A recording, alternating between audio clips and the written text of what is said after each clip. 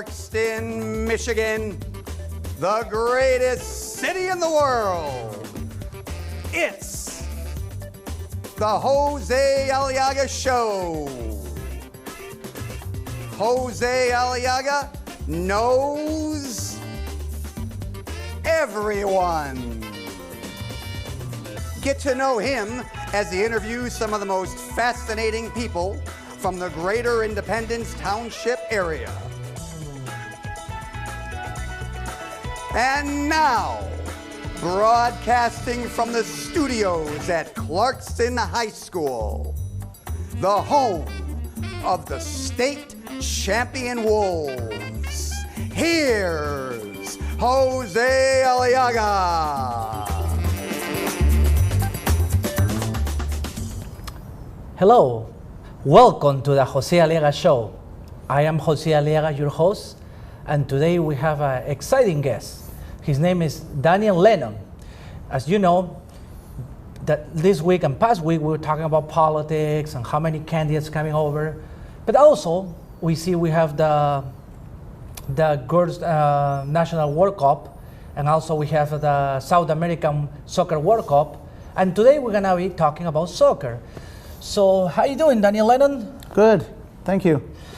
Good, good. Are you related to John Lennon? Yes. You are? Well, Okay. actually, my brother's name is John Lennon. Okay. And we get that a lot. Are Okay. you related? Any relation?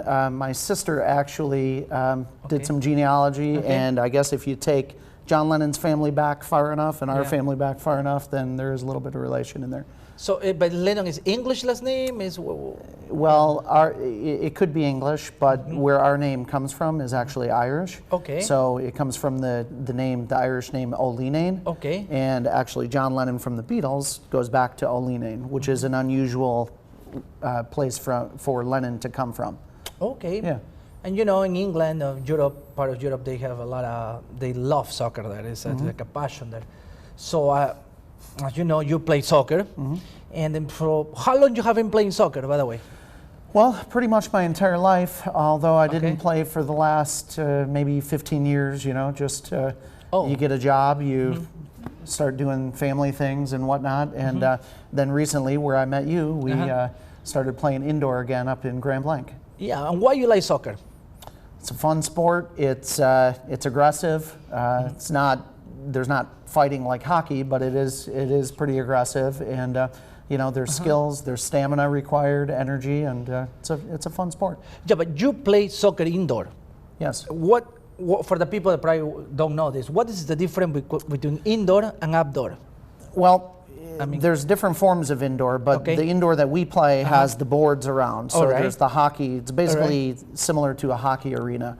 So there's the boards, there's the glass, the ball cannot go out. And just to tell you a little story, so when I was probably 19 years old, I was playing soccer every day. I could run low 6-minute miles regularly. You know, I was in the best shape of my entire life. I joined an indoor soccer team, and after the first 3 minutes, I thought I was going to have a heart attack. So it's a totally different thing. Like you say, you know, the ball is in 24/7 and it never comes out. So it's a lot of running. So you have to be in very good shape. Yes. Because in the other one, actually they play 11 people against 11 from the other team. Right. And then, but the ball gets out and you have a time to rest, you know. Or the ball might spend 5 minutes down at the opponent's goal, you know, and then if you're on defense, you're sitting for, you know, 5 minutes waiting for the ball to come back. So indoor, it's down and back, just consistently. So usually the team that wins is the team that have more physical training, or Both. what do you think? Yeah, Both. physical training and skill. And skill. Yeah, yeah. Okay. And probably, you know, a little bit of, depending on how rough your team likes to play, you know, probably a little bit of aggression in there. And you know how I like to play, so. Yeah, you play, but you are midfield, right? Yeah. So what the midfield do for the people that never? Well, basically a midfield controls the game. Okay. So, you know, it's the job of the defense to stop the ball from coming through and getting into the goal, and then dish it off to the midfield so that the midfield can then control it and pass it over to, you know, the forwards. So and the midfield takes perimeter shots and. Okay, so the midfield can score. Yes. So in soccer, everyone can score very much. Pretty much, right? yeah. I mean, I've seen goalies score. So. Oh, okay. Yeah. So what is the most important position for you in soccer? They're all equal. All equal. I mean, I couldn't say there's a more important position. You know, you have to have a good goalie, obviously, because you don't want goals to get in. You don't want easy goals to get through. Okay. You have to have a good defense because you don't want the goalie to even have to try to block a shot. You have to have a good midfield because you need somebody to control the game well. So when you say you need a good goalkeeper, you're referring to what happened in the last World Cup when Germany beat Brazil. Surprisingly, Brazil was the host, and they lost 7-1. So you think it was because the goalkeeper, or it's because the team wasn't playing well? It could be the goalkeeper, but it could be, you know, the team letting shots get through. You know, if a team, one important stat is how many shots did the team get, and then how many shots of those were on target.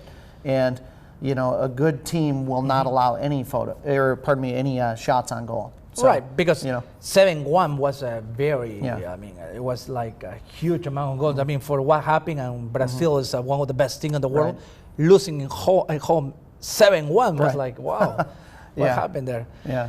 So now, we have some footage about one of your games there. We're gonna see it now. Let's see that's what you talk about indoor, right? Yep, that's indoor. Yeah, see the boards, and then the goal is recessed into the back wall. So basically, if you take a shot and you miss it, the ball's still right back in instead of being a goal kick or a corner kick. Yeah, because, so you have to run. 100%. So you didn't stop. No stop. Yeah. Okay. Do we have another shot there? I think we have another one there. Let's check it out. Jose.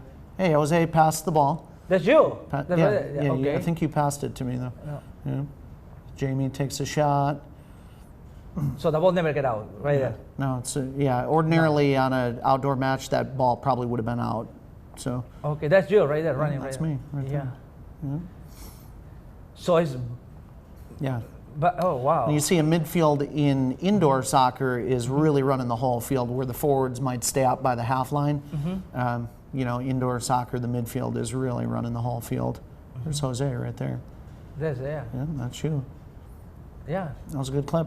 Yeah, it is a good clip. So it's very interesting. So what kind of shoes do you need for indoor? You buy clips and play with clips? Or? It depends on the turf. So sometimes they do like an old school style AstroTurf, where it's concrete with a carpet on top. In that situation, you'd wear your what they call flats. So it would be like Adidas Sambas or Gazelles, or something like that, where it's like a flat bottom shoe. In the turf that we play on is the new style turf. It has the long grass with the rubbery pellets on the inside of it, and we wear the turf shoes that have several nubbies on the bottom. They don't like you to wear full cleats up there, though. Okay, so if someone that never played before and is watching right now and asks how I can play. So if they want to play, for example, in Grand Blanc or Waterford, some of those areas, so they need to pay a fee, around $50, something like that, right? Yeah. How much it is? There's a team fee, so it depends on how much the team fee is. In the summer seasons, it's a little bit less. In the winter seasons, it's more. There's a team fee. You divide it up by the number of players, and that's the fee. You'd need shin guards, soccer socks. Guards, okay. So it's something about $100, kind of with shin guards, soccer shoes, some probably 100 to 150. 150, okay. But then once you have the equipment, then all you have to pay is the team fee. And everyone can play soccer, you think? Or you need to have, before you play soccer, you need to have a special physical training or something? No, I think you just... there's different divisions for different... different divisions. Yeah. Okay. Yeah. So if you're a little more out of shape, or you feel like maybe you haven't touched a ball in a long time, or maybe you've never played soccer in your life, then you come out and just join a lower league and get familiar with it. All right. I think we have more footage there. What happened there with the camera? Oh. It's a little diagonal. There's a Jose goal right there. So, good goal. But you passed me the ball right there. It was really good there. That was a good goal. Right there. It was good. I played soccer since I was like 40 years old. So very long time. Peru. That's a long time. Yeah, it's South America and Europe, as you know, it's kind of like passion. It's more like most people most people would play soccer for sure up there. I think it's coming around in the U.S., but for now, I would agree with you that definitely the Latin countries, the European countries, I mean, it's very passionate there. Yeah. Yeah. Do you know if anybody or some maybe a group put it together, maybe a soccer team in Michigan? Because I remember it was back in the day, the Rockers. Yeah. Yeah, there's the Detroit City Football Club. Okay. You know, and I guess they're, I don't know if they're semi-pro or whatnot, but I think they play down at Total Soccer, Ultimate Soccer. Oh. A lot of people like to watch them, and I've heard a lot of people saying there should be an MLS team in Detroit, but as of now, there is not. No, so, right? Interesting, very interesting. Well, we have some pictures to show the show. We have a picture of the championship there. Yep. Yeah. Yeah, we were the champions this last season, so that was a fun. It's right there. Jose and I. Yeah. Nice picture. There we go. Oh, that's me, right? That's a good one. Yeah. Yeah, we were tired after that. So that I mean, you always get tired. I mean, no way somebody needs a sub for a second game or something. You barely can make it because you get tired. Yeah. It's tiring. Sure. Yeah, no I believe I get more tired playing indoor with that playing outdoor 11 against 11, excuse me, with 90 minutes because that you get tired out. It's completely, as I said, you know, when I was 19 and I joined, I mean, I literally thought I was going to have a heart attack, and I was in the best shape of my life. I mean, it was just, you know, it's a lot. You know, the indoor is a lot. People aren't used to it. You know, we have a girl on the team who is a certified personal trainer, and she, you know, every time she shows up to play, she makes a living doing exercise and teaching people. Every time she shows up to play, she's dying on the floor. You know? Yeah, it's a lot. Yeah, it's tiring. Yeah. Okay, but your body gets conditioned to it, and then you're good. Yeah, so it takes actually extra. Yeah, it takes extra time. I mean, extra time for you to get prepared to play this kind of leagues. Besides, it's a physical contact, right? It's a lot of stuff. So in this kind of game that we play, I mean, for the people who don't know, so you're allowed to have 4 guys and it's code, right? Yeah, well, so we're co-ed, so you can have as many guys on the team as you want, and you can have as many girls on the team as you want, but during the play, you can only have no more than 4 guys on the field, so you have to have 2 girls on the field. So if you're short a girl, then you play with 1 girl and 4 guys. You cannot substitute a girl for a guy. So it's just to kind of keep an even playing field. Oh, okay, so so there's 5 guys on the field, one guy in goal. And besides soccer, I know you're a business owner. You're a very successful business owner. And so what is your business exactly? Well, Lennon Photo, we're a family-run photo studio. We have 2 studios. We have one in New York, one here in Michigan. Oh, wow. My brother and I run the company. My brother's name is John Lennon, so it's kind of funny. And we do get that question a lot, as I said earlier. So we shoot primarily consumer-type photography as opposed to commercial. So we don't do automotive cars and things like that. We do weddings. We do seniors. We do family photos. If somebody has a pet, a dog, you know, we do that. But what we really do is we capture the emotion and the personalities of our subject. So at a wedding, you know, there's a lot of emotion at a wedding. You just got married a couple of years ago, correct? Right. Yeah. So if you could go back and relive those photos and really extract the emotion out of them and feel it again, you know, then you would love to do that, and that's exactly what we do. So. We're an award-winning studio, and I think I think why we are award-winning is because of that emotion that we really truly capture. I see, because some people out there believe that sometimes they want to hire the studio, the people that have the best technology, the latest camera, but not always is, I guess, what we need to get the best picture. That's what you're saying, right? Right. Yeah, well, we do have the best equipment, so you need to have that just to keep up with the times, and sometimes the cameras change a little bit, and it helps for low lighting situations and things like that. But in general, you know, it's not the equipment. It's really who's behind the equipment and what their personality is.